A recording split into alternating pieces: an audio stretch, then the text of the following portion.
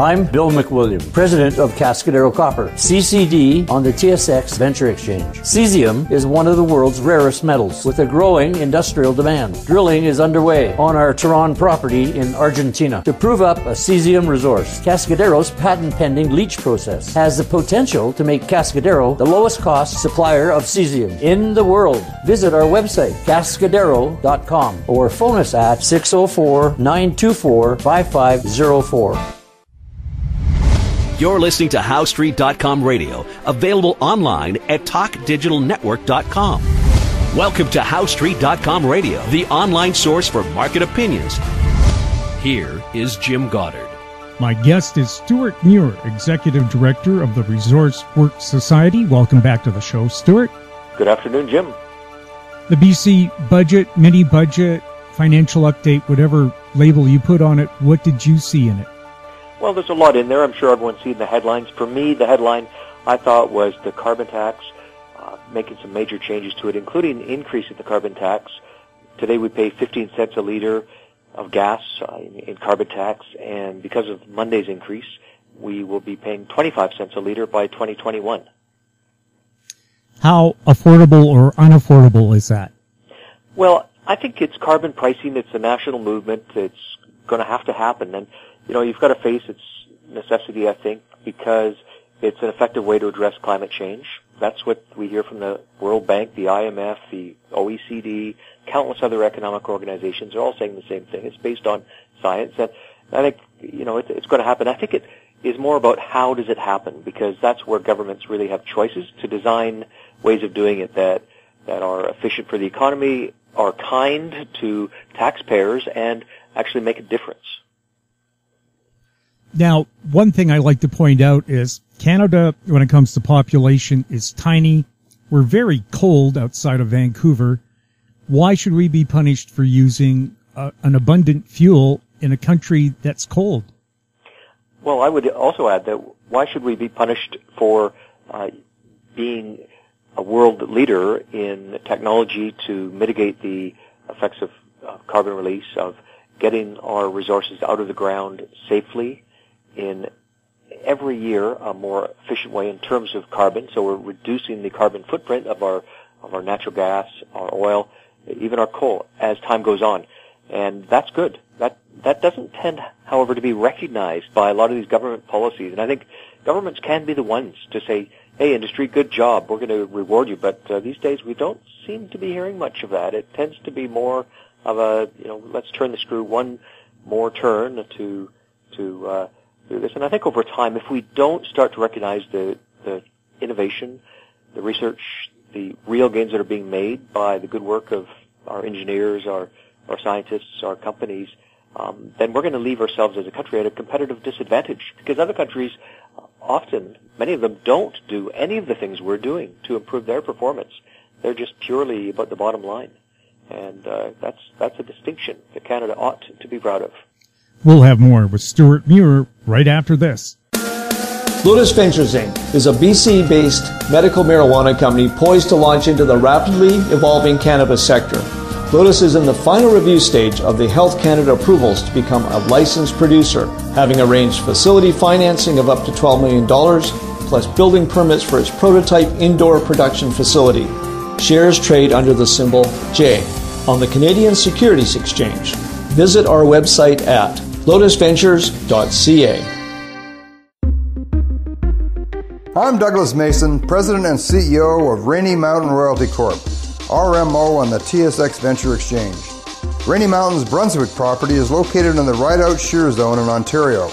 With grab samples running as high as 32 grams per ton gold, a drill program will commence this spring to test the numerous targets located by recent groundwork. For more information, visit our website, rmroyalty.com. Welcome back. We're speaking with Stewart Muir. Stewart, one of the things I heard in the budget is the carbon tax in BC will no longer be revenue neutral. Where's that money going to go?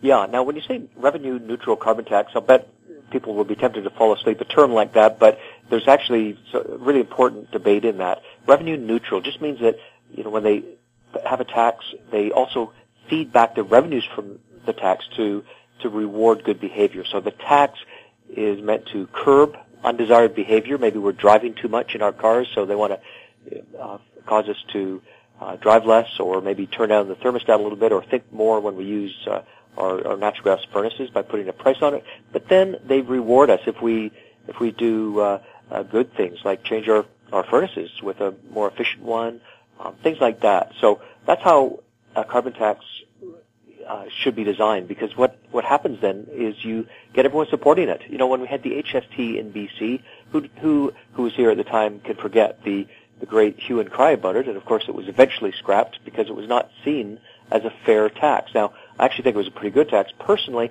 but it was seen differently and it was scrapped. Carbon tax from 10 years ago when it was introduced was pretty much a popular tax. Even the fiscal conservatives who don't ever like to see a new tax, they were okay with it. The whole spectrum of different views, no one really had enough of an issue with it. Now, that was because of revenue neutrality, that it had the big tent.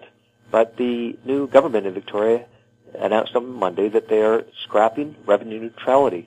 All those funds from taxes, from the 25 cents a liter that you'd be paying on your gasoline, that goes basically straight into general revenues. It's supposed to be earmarked for so-called green initiatives, but we won't really know what those are unless they take special steps, because they're also scrapping the reporting and accountability that comes with the Carbon Tax Act. So that was a bit of a surprise, too. Why would a government get rid of reporting the numbers unless they have something to hide? Well, I'm willing to give them a little breathing room on that, to put a story together so that they're telling us what these green initiatives are. I hope that they are ones that support the industries we've got. We can do more with fuel efficiency.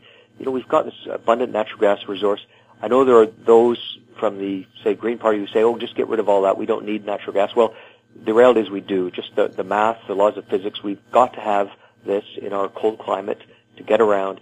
So let's get better at using it, not just let's drop it in favor of some unknown alternative. That approach doesn't work. We'll have more from Stewart Muir right after this break. Avon Resources Limited is a gold exploration company with significant projects in British Columbia, Saskatchewan, and the Yukon. Trading on the TSX Venture Exchange, symbol ABN, and the pink symbol ABN-AF. Surrounded by world-class gold deposits and mines, Avon's 23,000 hectares Forest Kerr Gold Project is located in the heart of the Golden Triangle in northwestern BC. For more information, visit us at avonresources.com. Keep informed. Receive our weekly recap of thought-provoking articles, podcasts, and radio delivered to your inbox for free. Sign up for the HowStreet.com weekly recap on our homepage, HowStreet.com. Welcome back. We're speaking with Stewart Muir. Stewart, I don't want to use the word schizophrenic for the government, but on one hand, they don't want an oil pipeline, so they don't want fossil fuels. And they're also talking about scrapping Site C, which is a hydro dam, which is electricity, which we'll need for all the robot cars that we're told will be on our streets in just a few years. So no oil, no electricity. What are we going to use to run our homes, run our cars? Well, in Star Trek, they've got dilithium crystals, but I don't think that's going to leap from fictional television to our homes. We have to be more realistic. With Site C, I think it's very important that they remain disciplined about executing that project. The Utilities Commission, I think it's most likely that they will say go ahead. But even if they do that, there has already been a loss of focus and discipline in executing that project, and that's going to cost us money already. So, ironically, even though it was on track, I think because of this move, we're going to have a much greater likelihood that it will not be on budget and maybe not on time either. So that's unfortunate. But to your question, I mean, Jim, we have to use what we've got, and we have to also become better at using it. In Alberta right now, they're talking about the zero carbon barrel of oil. Now, how can it be that you could burn gas or oil and not produce carbon? There's a combination of things. There's technology to actually capture, whether it's capture emissions at an industrial scale, or maybe capture it as it's coming out of your car's tailpipe. That's one thing. In the oil sands, and also only 50% of our oil is from the oil sands. Half of the activity is from different kinds of oil and gas sources. So, that's the Canadian picture. It's very diversified. We tend to be quite energy intensive in the oil sands, and the more we can reduce the energy needed to extract that crude oil, the cleaner it becomes, because there's a smaller total of carbon emissions. But you look to the Montney Shale in BC. We've got this geologically desirable natural gas. It has less CO2 in it. It has less sulfur, less other pollutants. That's why you sometimes hear it called clean natural gas. It really is cleaner than a lot of other natural gas in the world. So that's a good thing. We should use more of such natural gas, shouldn't we? And then we want to export it to countries like China, where they desperately need to clean up their air. And also, in a country of that size, 1.5 billion people, they're all wanting to adopt the kind of lifestyle we've got in Canada. How on earth can you do that if you don't have a way to protect the air? And so natural gas is just a no-brainer for that. So we need more of it. Did the tax increases on big business, were they high enough to discourage them from setting up shop in BC and chase them away? Yeah, I think there's a risk to that. It's to some degree unknowable. We'll never know if those people in London and New York who make a lot of the big decisions about where investments go in the world, including in Canada, we'll never know. But there's certainly those people who work in that world who have told me over the last few weeks that there's a nervousness. And I think, if we want to see BC succeed and the government in Victoria, I know they want to succeed, but they really have to be serious about sending a message to those people. And I think it's a little bit unfortunate when your first budget update, you increase the tax on so-called high earners, those at $150,000 and above, because those are the people who earn that sort of money. They are ones with a lot of credentials and education. They've got to that income level because they've, in most cases, really worked hard to get there. And it's very hard to live in Vancouver because it's so costly. So if we want people with ideas, high-tech people to move to our city in Vancouver to bring their knowledge, and we want to say to them, hey, we're going to be, ensuring you're making less money because we're slapping this 2 percentage point increase on your earnings, that is not a positive signal to attract those people. And so, those companies that are making investment decisions about BC, they notice that stuff. They notice it right away, and it does affect how they make decisions. It's really unfortunate. There's a group, it's called HQ Vancouver, as in Headquarters Vancouver, and their job is to try to bring headquarters to Vancouver because headquarters create all sorts of legal jobs, accounting jobs, people to clean the office and all the things you need to run a business. And a headquarters is great because it has way more professional services, way more jobs. You want them. We aren't attracting them these days, and that's why the HQ Vancouver came about. Well, I would think it's a very dark day at HQ Vancouver if they're now having to tell people, oh, by the way, it's more expensive now to bring your executives to Vancouver if you're thinking about moving your headquarters here. That's not good news. And, of course, the high cost of housing here keeps people away as well.